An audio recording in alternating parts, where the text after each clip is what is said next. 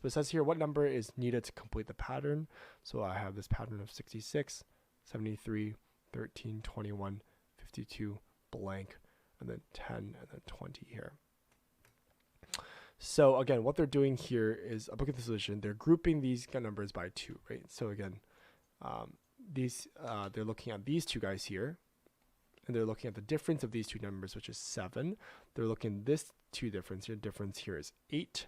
Difference of 52 and some x here, and difference here is 10, right? So I have 7, 8, blank, and then 10. So therefore, this here has to be a 9, right? Just logically, this is a 9 here. So therefore, I'm looking here. This is positive 7. This is here is negative 8. This here is positive 10. So this here would be a this here would be, let's see. Oh, sorry.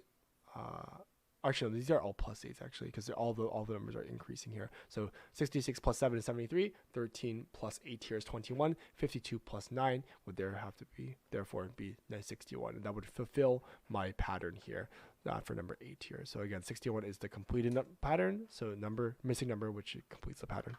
So solution here is correct. Good analysis here.